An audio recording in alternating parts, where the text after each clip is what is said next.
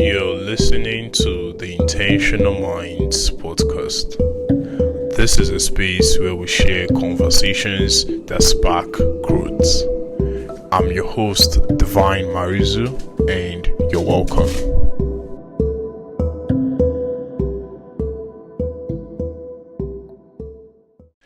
Welcome to episode 2 of the Intentional Minds podcast.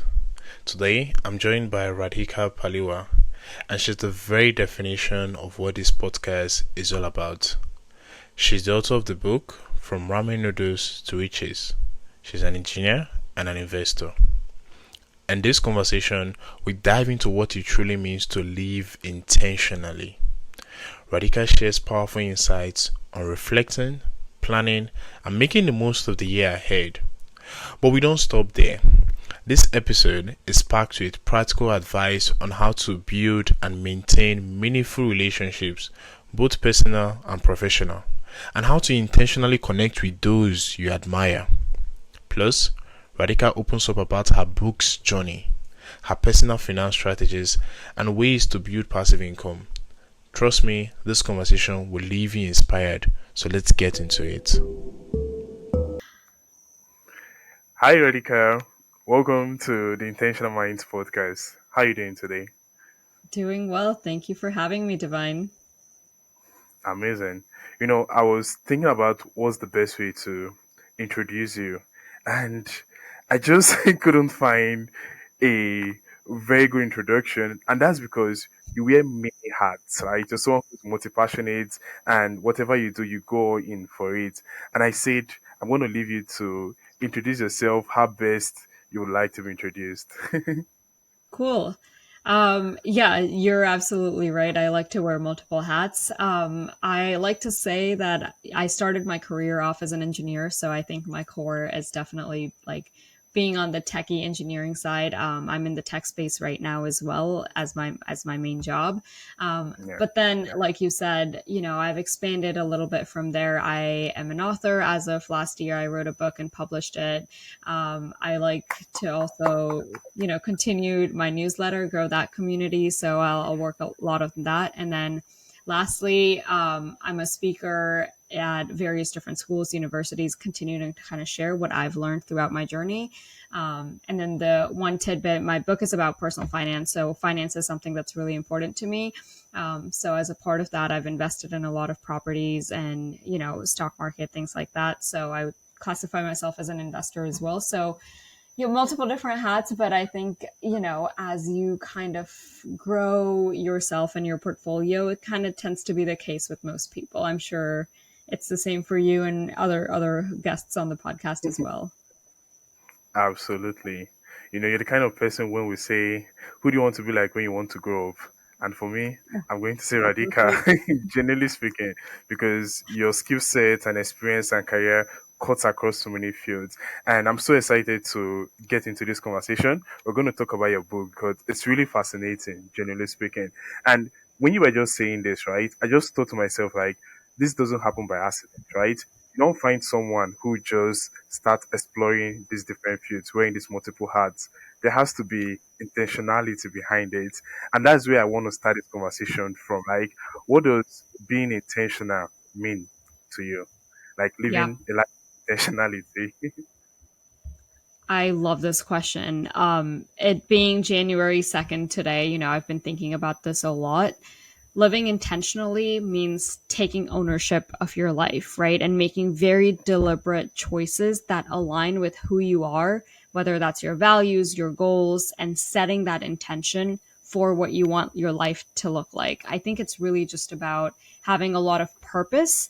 One of the things that really bothers me actually about a lot of people is oftentimes I see others take a backseat in the car, right? Like they're just letting life happen to them. They're not really driving. They're just living very passively. And it's, it kind of tends to happen as all of us as human beings. We kind of like, over the course of years, lose touch with the sense that we are in control and it is our life. So for me, it's taking that steering wheel and driving your life like it's the car, and living intentionally is very purposeful in every single thing that you're doing. Amazing. Beautifully well said. My own analogy I like to use is like your whole life by the horn, right? And you kind of like stay Yes, it. But that's that's a good very one. beautiful. Really. But then the question I'll ask you as a follow up to that would be why is it that some people are not doing that? Right? Mm, You have yourself who is doing this, and then for many, they don't seem to be doing this, right? And yeah. if they're listening to this and be like, maybe I've not been living so intentional with my life, how can I begin that journey? What would you say to them? Yeah, that's a good point. I think a lot of people, I mean, I've experienced this myself as well, right? You have some tough experiences. For example, COVID. It's an experience that has affected all of us where Yeah. we weren't really in control during that time because this was this mass pandemic disease that like took over, and we had to kind of just survive in these societies like kind of all by ourselves individually with our families, whatever the situation was like. So Mm, situations like COVID, maybe schooling, maybe a tough boss, I think puts people in a place that tells them that maybe they're not in control and therefore they start living passively. And I think it's yeah. just a mindset shift, right? Like again, I remember being in those days. I remember just being like, okay, well, after ninth grade there's 10th grade, after 10th grade there's 11th grade. Yeah. But once in my head I was like, wait a minute, like once it's in my control to do like what I want to do and want to live my life. It's up to me like what time I want to wake up, how I want to spend the day. Sure, maybe I have some requirements for the day, like attending meetings or brushing my teeth or spending time with family, whatever those requirements may be. But outside of that, it's really up to me. So I think like just thinking about it differently and shifting your mindset as far as, okay, some things may not be in your control, but what are those things that are in your control, and can I make a difference towards it, or can I take action towards it today? Beautiful, beautiful. That mindset shift needs to be there. So it's like if you're Yeah. listening to this right now, just do what she just said. Like think about what are the things that are within your control, and then see ways whereby you can actually make those things like actionable plans to improve on those areas. Beautifully well said. Beautifully well said.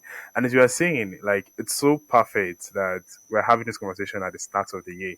And with the start of the year, it often comes the reflection of how the past year has been, how this year is going to be, New Year's goes, New Year's resolution, and Mhm. anybody who goes through your page, right, social media would notice one thing, right?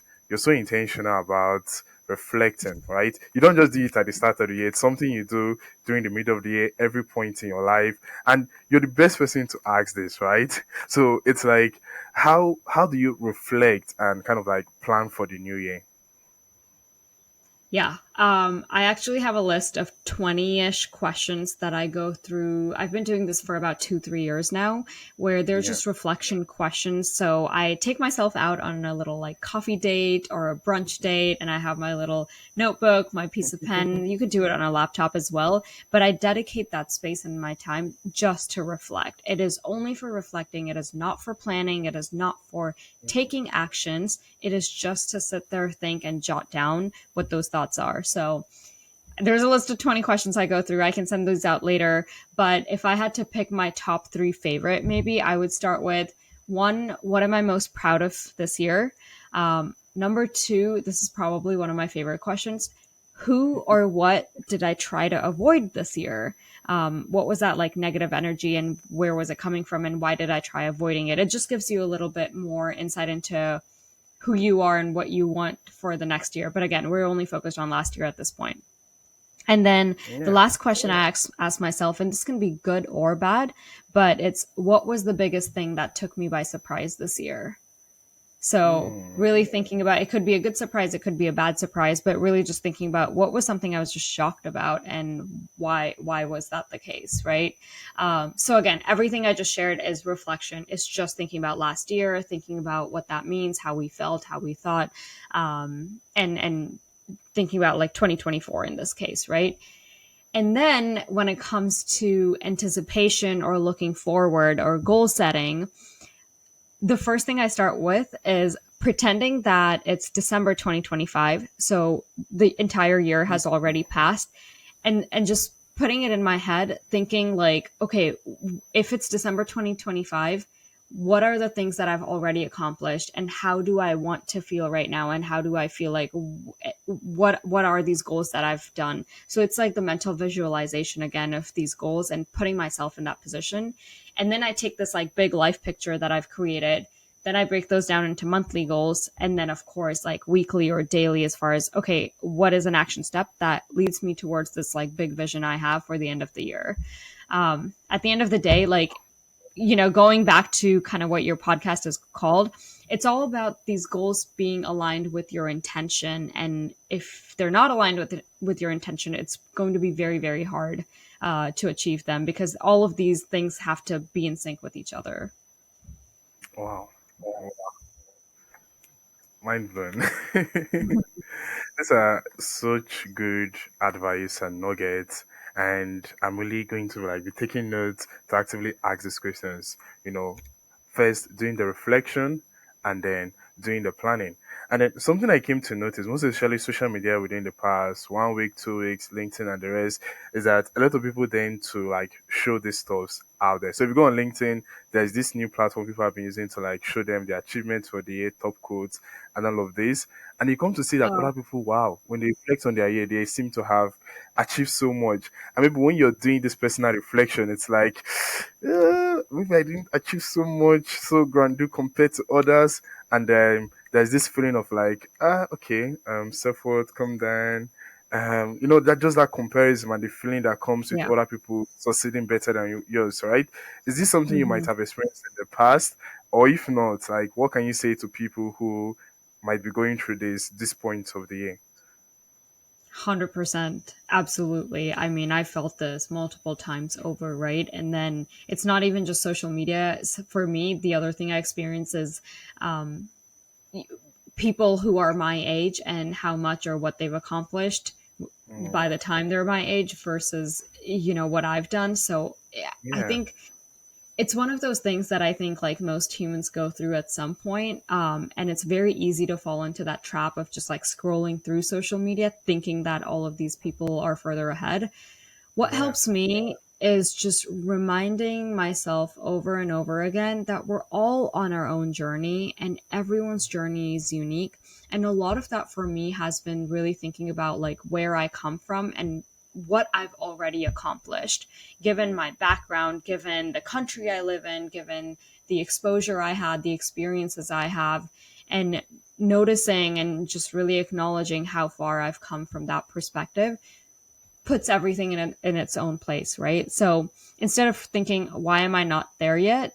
I also try to look at these other people, maybe these comparison people, and think, what can I learn from their success?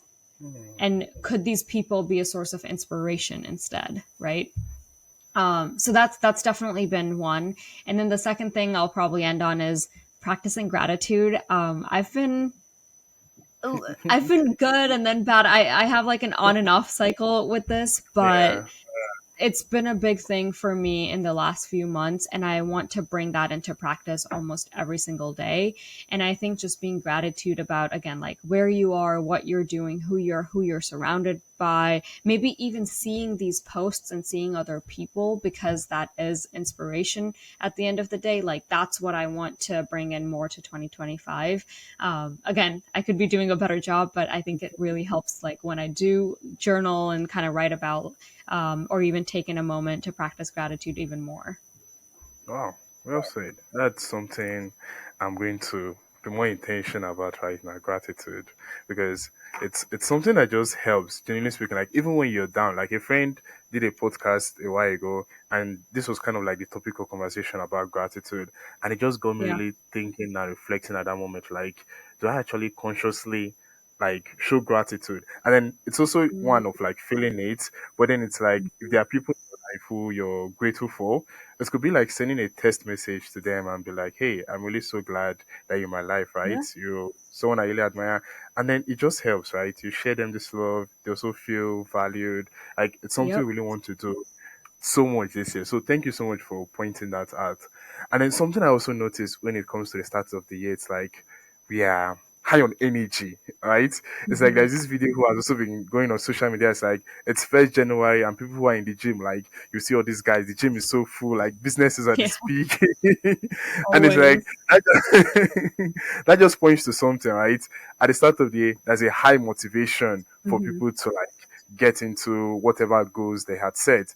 But then 2 months down the line, three, six, it's like where's that person who was at January, right? There seems to be a Mhm. discrepancy there. So it's like, how can we make sure that the goals we set for the start of the year, like we can actually kind of like ensure that we act on them and not Yeah. just slip down the line? I think you said this earlier, actually. It's not about just setting goals and reflecting in December and January, but it's about continuously reflecting on them and continuously taking the time to think about, okay, like, what are we doing to accomplish these goals? For me, it works out really well because I do it in January, of course, like December, January, but then my birthday comes in July, which is like smack dab in the Mm, middle of the year. So then I use my birthday as an opportunity to be like, okay, well, it's 1 year since my birthday or half the year with these like yearly goals that I've set. So am I on track? What can I do to be better? Are these goals even serving me? Are they still aligned with who I am as a person? A lot of times, in the past, I've changed and what I've wanted has been different. So for me, it marks like a really good checkpoint. But I think on top of like doing a half year review, I would also add metrics. This is the second year I've really been very intentional about what I'm measuring and how I'm measuring it. Before, I would just be like, for example, like go to the gym every day and that's it. mm, But it's very hard to measure that, right? But now mm. my goals are, well, 10,000 steps a day or 300 calorie workouts 3 times a week. They're very, very specific and they're very measurable. And this way I can be like, okay, did this today, and it's a good way to check it off. But not only that, like a lot of times people also talk about like daily goals and daily check marks or habits, routines, whatever you want to call them. Yeah. You can also have check-ins on a monthly basis. Like it doesn't have to be a daily thing. It could just be like in this month, um, I don't know, like what's another good goal? Like I want to write 5,000 words or something, or I want to write like 2 pieces of journal entries or whatever it is. Like it doesn't have to be like a daily thing, which makes it really hard for people to keep up with because it's easy to give up. You're traveling, maybe you're sick, maybe you're busy. So like, yeah, I would just say like reflection regularly and checking in and having metrics to align yourself with. That's beautiful. Beautifully well said.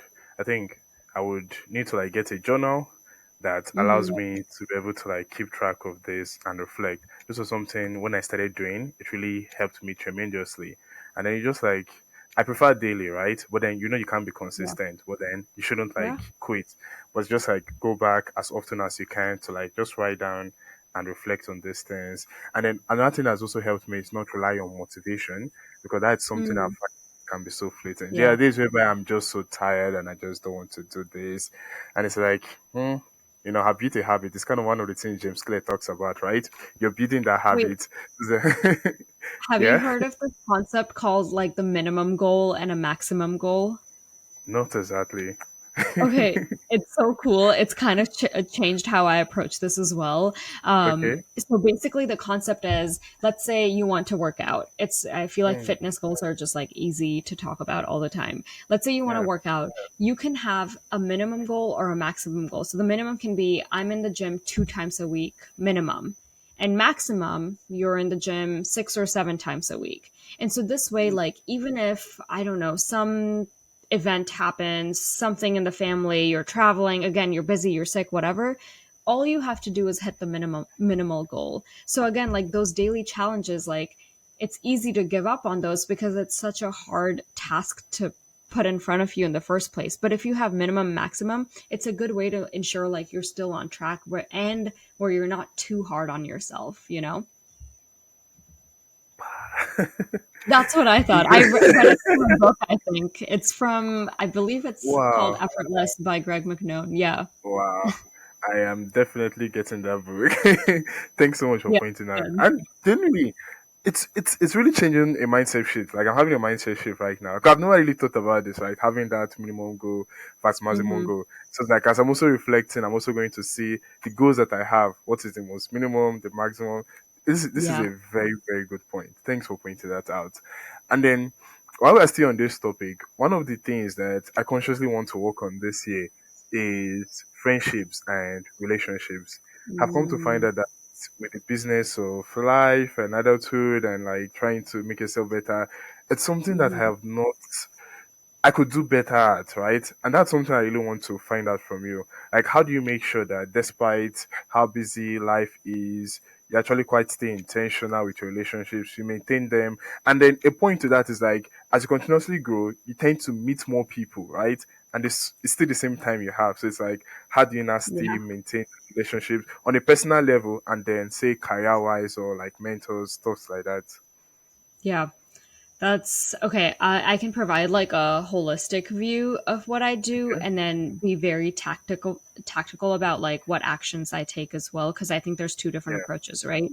Okay. Number one, whenever it comes to networking, relationship building, friends, family, business, colleagues, all of that, I always lead with what can I do or how can I help this person? How can I add value to them? Whether it's with their goals, with their life, or maybe it's just a simple conversation, right? It could be, yeah, just having like offering encouragement, sharing a resource. And Yeah. sometimes, and more often than not, people are just looking for others who are genuinely curious about their story. And that's Mm. about it, right?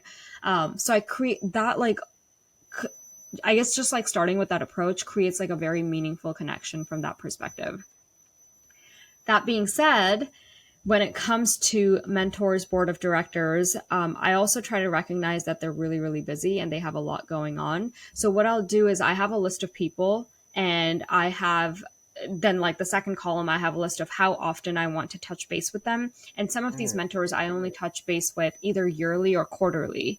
So then, like Mm. every few months, I'll go through it and say, oh, okay, this was the last time I chatted with them. If it's been a while, I'll just put time on their calendar or I'll send them a note or send them an email or whatever that might be.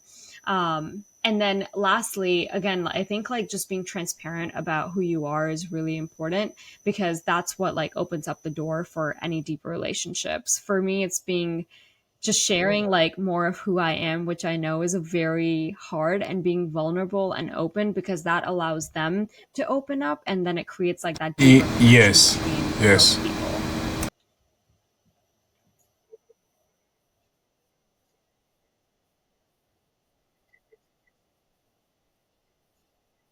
Yeah. I loved how you just put those words like being vulnerable. And that's something that I remember I came across from a mentor of mine who shared it about how it's important for you to be Mhm. vulnerable because people bond over vulnerability. But lots of times people try to like hide that things that makes them to be more vulnerable. But we need to embrace Yeah. that as individuals. And I think as a society, because that's kind of like the first step in like truly building friendship, kind of like the topic that you're talking about. And I really love the advice that you gave when it comes to more or less maintaining relationship with these people.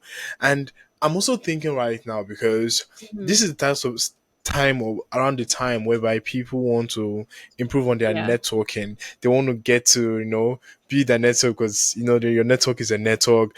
And I'm thinking like, what advice would you give or how would it share that people can approach networking? Yeah. I would say so you like your question is just about how to build their network. Okay. Cool. So, I think like one of the big things is like I started off kind of sharing like how can you help them, right? But the other big component is also just like celebrating whatever part of life they're in. So if this is your current network, first of all, start there and celebrate like their work anniversaries, their milestones, any goals they're achieving. And then from there, you're building that relationship, right? That I think like those core people that you already have is a good way to expand your network from that point onwards. And if whether you're a student early in career or a seasoned professional, if you're looking for someone specific to meet or learn from, you can ask these core group of people that you've worked with closely or have known each other for a while and built relationship for that introduction. And it kind of takes you a step beyond. A lot of times, like when I meet someone for the first time and I say, for example, like I'm looking to speak more at universities and schools this year. Do you have recommendations on three other people that I could speak to? And I'll just ask that question very simply and very plainly so that they can connect me to others. I think it's not about like how do you grow your network, but really like how you maintain those relationships, because that's when it gets hard. You mentioned this earlier where you're like, as your network grows, there's so many people, but you have limited amount of time. So how do you manage it all, right? So yeah, so I think like one of the big things like I've tried to do is being very intentional with my time and energy as well. And it's not always that I try to stay connected with every single person, but really just prioritizing who and what relationships I want to focus on for a time being or for the year or for certain goals. And again, like they need to be mutually like meaningful and fulfilling at the end of the day. Yeah, that's very, very good advice. I just loved how you put it. Who are the people you want to remain connected with at various phases, right? It's so good and something I'm looking back and I'm going to do. But I'm also Mhm. thinking of other people who might be like people who are far off, like they really admire and they want to connect with them, but they might not have the physical contact with them. How do you think they can approach speaking or reaching out to such people? Do you have any Just reach advice for out to that? them. Yeah, Ah, 100%. Just reach out to them. I've sent okay. so many cold emails, cold messages out of the blue, and whether it's on LinkedIn, finding their emails, whatever it is. My message is just, "Hey, this is who I am. My name is. I do this. I'm looking for this. I saw that you have experience in XYZ. I would love to connect to learn more about XYZ. Let me know when you're available," and that's it. So I've sent a lot of those, three or four lines.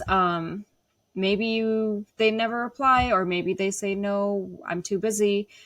But it's not the end of the world, right? Like it's just a small hurdle, and if it's not the right person, it's not the right person. Then you reach out to someone else with that same title, role, company, whatever it is that you are seeking.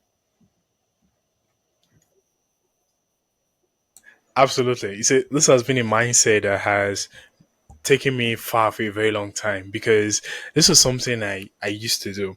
And you don't realize, like, the mindset I just had was that if you reach out to 10 persons, guess what? You're only going to hear back from one or no one at all. And that would kind of like gets you mentally prepared Hmm. for it. And writing Yeah, emails, like code emails, is something that people do not really realize the power that comes from it because your ability to send a code email to someone, yeah, introducing who you are, showing why you're valuable. Because guess what? They're receiving these emails from tons of other people. So you have to more or less pitch yourself yeah, in a way that gets them to respond. And you're just giving a very nice outline against how people can do this. that's It's just so vital. It's one of those things that nothing could wrong with drastically change or alter your life in ways that you might not even be able to expect or think. So really, again, thanks for really bringing that that. to perspective. So thinking about it is Yeah, also during this time, there are a lot of people who are looking to like transition jobs or looking for a job to gain correct. some form of income. So the question will more or less be like, how can people go about increasing their opportunities to get jobs or internships? Because this is something you share very good advice, and especially I was reading your post. Like, please, like, how can what would be the best approach for this? Yes, this is a really good question. I think finding your very first job or your internships are one of the most difficult things out there, especially as the industry is growing and there's more and more competition. So, first of all, I just want to recognize that. I recognize that it's very difficult to get the first experience. Once you have your first, it's easy to go from there because now you can talk about something, right?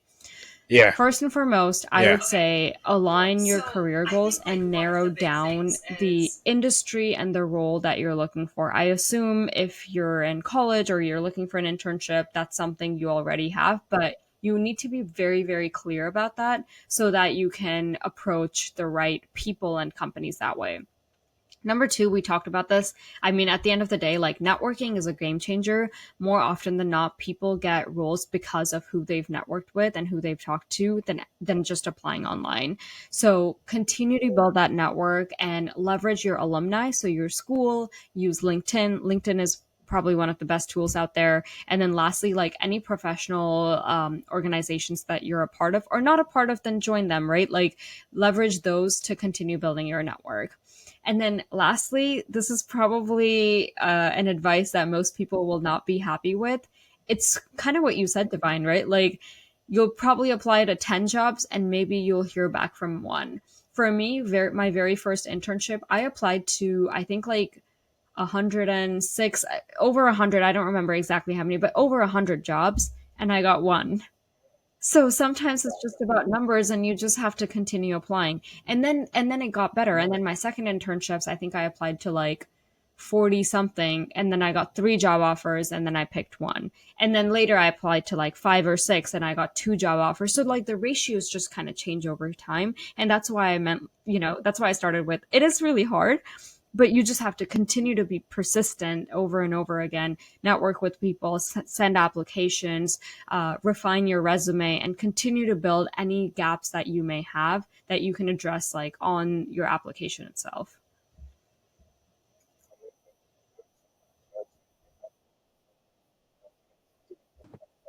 So true, so true. I'm sure everyone listening to this can agree that they're getting so much value from it.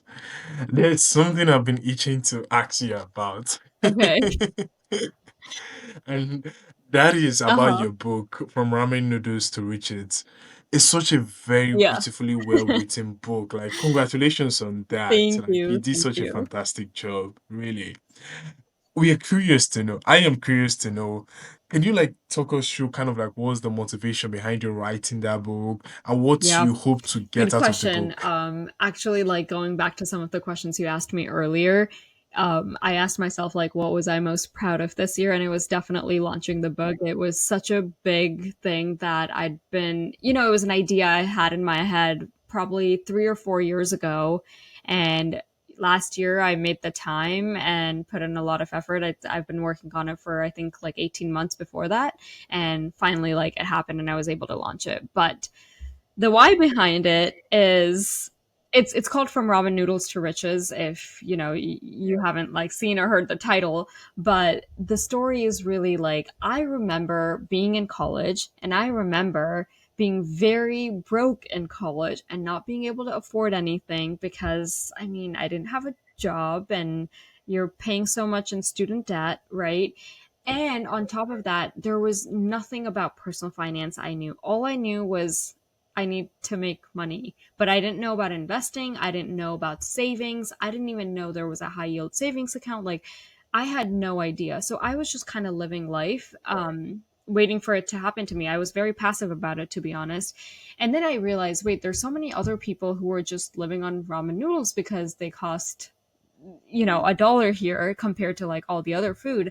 So I decided to one fix my life. I decided to spend hours and days and months learning about personal finance, and I sat down, I read books, I watched YouTube videos, I listened to podcasts, I connected with people online, I learned how to invest. I opened up all of these accounts, I started putting money in, saw it grow over time, and then I realized, holy crap, like I just did this with my life. I need to share this with others and see how, they can benefit from it as well.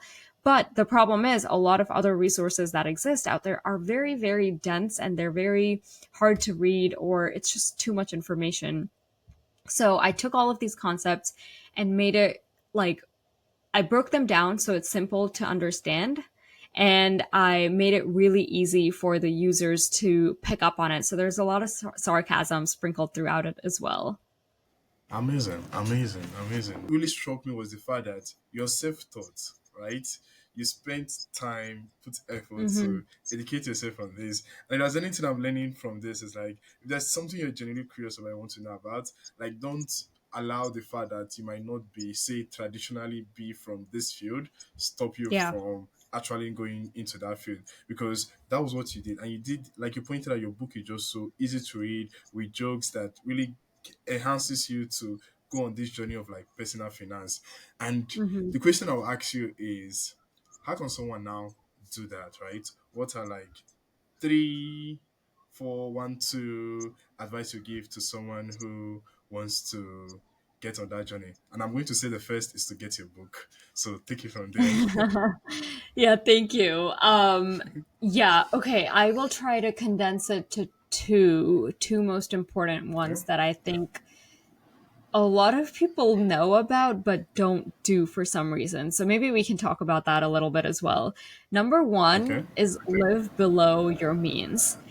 So this is really just about spending less money, and it doesn't really have to be budgeting. I do talk about budgeting. I think it's important to budget. You can have a very strict budget or you can have a rough one. You can calculate it. But like Yeah. regardless, the whole concept is living below your means. The reason this is I don't know, like maybe something that's very difficult for people to actually apply is because, again, of social media or the influences around us. Because I see a lot of people buy the latest Nike sneaker or get the jacket Yeah. that's trending or get jewelry that's like perfect with just one outfit they own. And I think those are just not needs. They're wants, and you don't really need to have all of your wants. So I think a lot of people understand this concept, but they don't actually apply it. And even my own friends, like for New Year's, they had their own outfit, brand new, that they were going to wear once and once only. Like it's really just not necessary. Or I have friends who are living in like really nice, like very expensive apartment buildings, or have like the best car out there when they really don't need Yeah. it, like it's just a waste of money at that point. Absolutely. Number two, and Absolutely. I think again, this is something people probably know about as well, but it's so important to reiterate the point, is invest now and invest as early as possible. Like starts the way I say it is start small, start now. So a lot of people think, I even thought this when I didn't know anything about money. I thought Yeah. only rich people or I thought only millionaires could invest because they had the money to invest. But I was so wrong. Like you can invest Yeah. with as much as your lunch costs. Like I started investing with I think $50. So you can really start with even $25. And Yeah. starting small and starting now, I think is key because one, compound interest is 100% a thing. Your money takes a little bit of time to grow, and that's what you're doing. And then two, starting Absolutely. small also allows you to experiment with different things. You can put it in various different things and see how it's affecting it, grow it a little bit more, and continue to build on it.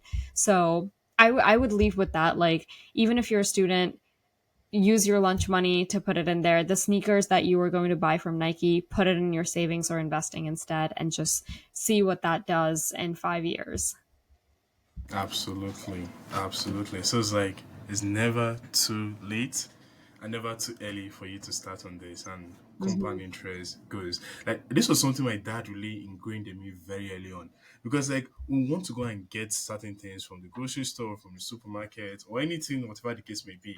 And it's like we get there and like he always tell like first make a list of what you need. And then when we do get what we need, there are certain things that will be so shiny Yes. thanks to marketing, right? And you want to get it, he'll be like, no, Divine, you have to No. know your needs. Let's leave the wants, Hmm. right? We can then save time to get our wants, but most essentially our needs. And then every time he kept hitting that on me. And then now growing up, I come to see the value of doing that. Because there are certain times when I want to get something, I'm like, no, Divine, let's get our needs and then we'll plan for that. It's just kind of like that muscle, those little things that fix that kind of like helps you later on. And it also still speaks to what you talked about, like starting early investing, right? Even if, no matter how small it is, even if you seem like it's not reasonable, it's like when you keep doing that, you come to find out like you're building a habit around it. So it's like when you start anymore, you've already built that muscle, that habit to keep investing, and you just see the compound interest actually grow from there. Genuinely very good advice. And still on this topic, one of the things you also still talk about is passive income when it comes to Hmm. your personal finance journey. and you've done this in a Hmm. number of ways, right? Can you speak to first what passive income is to people who are Yeah. listening to this, and then how they could, begin that one or two? Yeah, this topic is highly debated because a lot of people also say that there's no such thing as passive income because you will always have Mm, to do some sort of work towards it. But the way okay. I define passive income is where the money isn't reliant on you actively working on it, as in you're not paid per hour for your labor.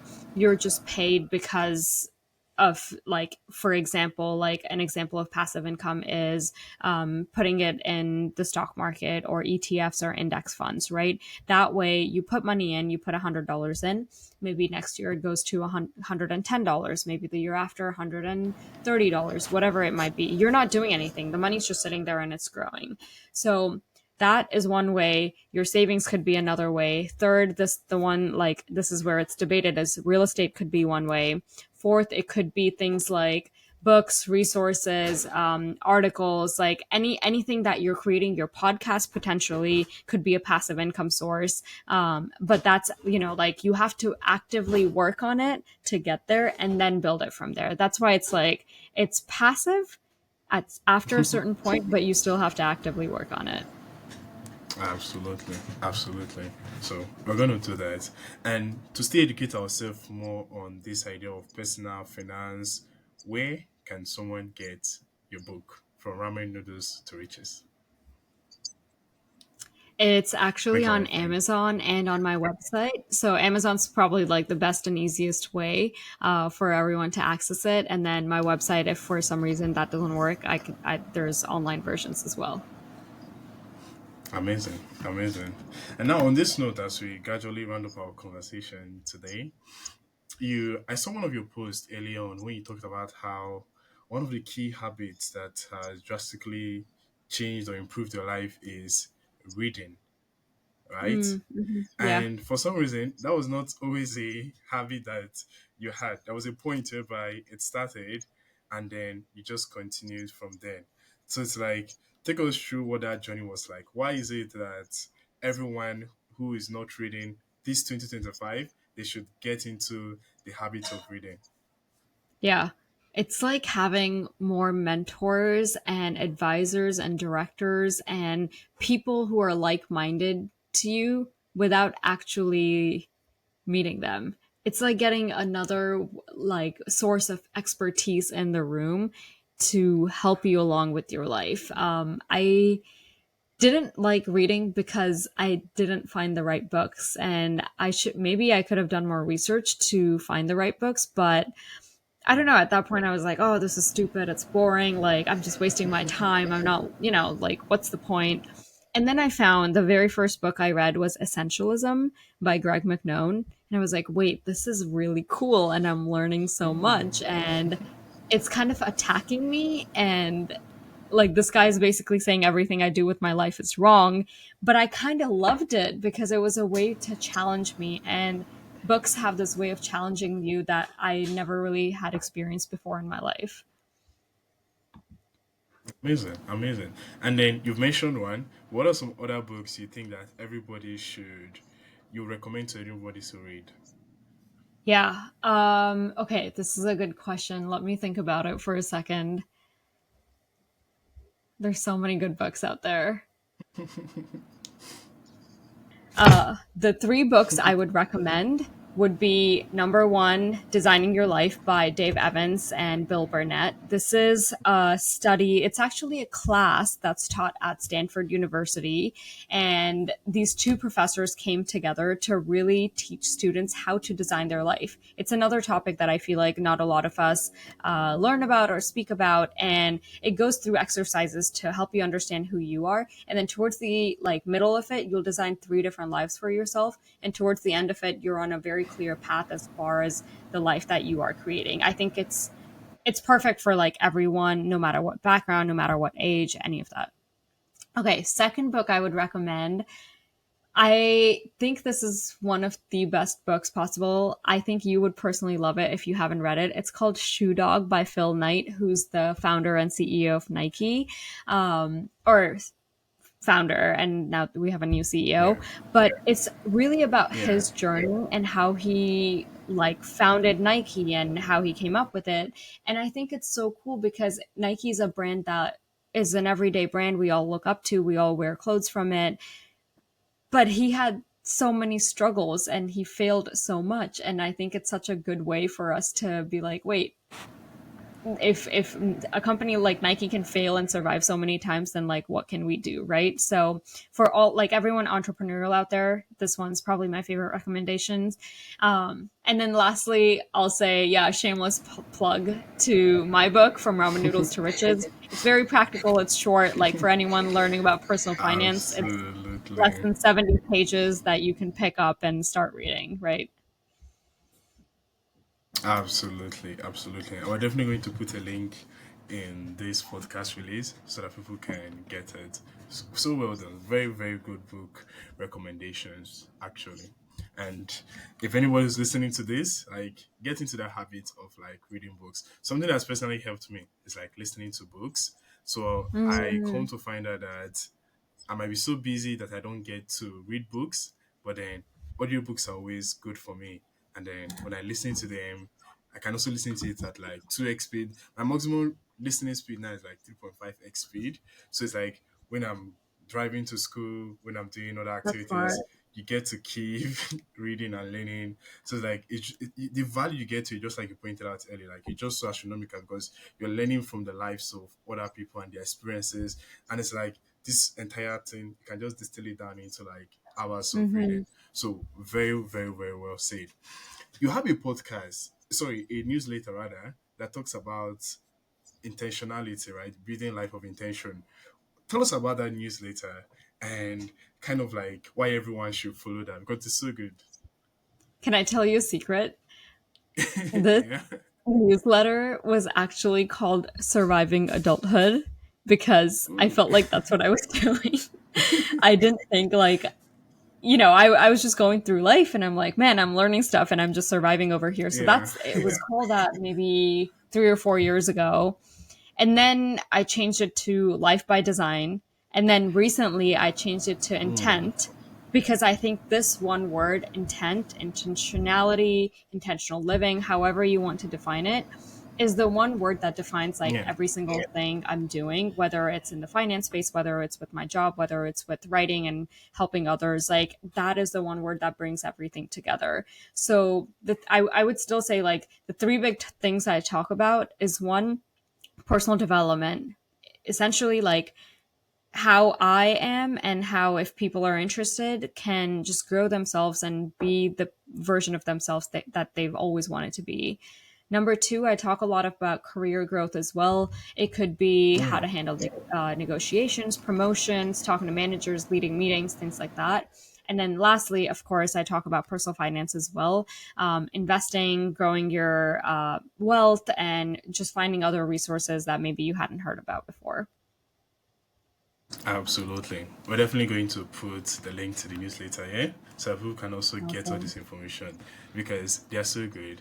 And as a roundup, it's like, what is one piece of advice, something like you would like to leave to someone listening to this conversation that wants to go on that journey of intentional living and kind of like building the life that they want? What would you want them to remember? Yeah, this is something I thought about for a long time, actually. I get this asked a lot is what is one piece of advice, right? Like the final piece. Um, I think the most important thing is just being very clear about what your goals are. Like you have to know for yourself what you want.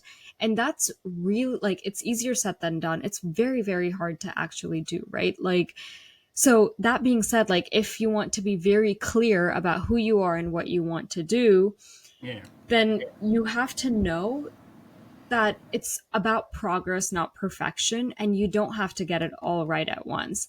And you could take 2025, the year of exploration, and you could just spend time like exploring what that is, but being very clear that you are in the realm of exploring is 100% okay. All of that being said, like if this is all too much, like again, being clear about like what you want and what you're looking for, I would say start by thinking of one word that is your intention for this year? What is one word that encompasses everything? For me, the word is intent. For someone, it could be, I don't know, something else. I don't want to put any thoughts in people's mind, but start with that one word and rotate everything around it. Absolutely, absolutely, Wes. Amazing. So, what's the goal from here moving forward? What's one thing you're looking forward to as we? Ooh, there's a lot on my list. One thing I'm looking forward to the most, though, is just growing out the community even more. At the end of the day, like it's about everyone helping each other and being very tight knit and moving forward. So, my goal is to create a community where people can be open, honest, vulnerable, go through with whatever they're looking for in life and have everyone else support them to as much as they can. Like we as individuals cannot be successful just on our own. We need community, culture, people around us to help us grow from there. So I want to facilitate and build that. And Radhika, it's been an absolute pleasure having this conversation with you. Like you've left me with so many thoughts, insights that I know is really going to drastically help me improve this year and make it the best year ever. Thank you so much for your time, Radhika. It's been a pleasure. thank you for having me. This was a lot of fun. Thank you. Take care.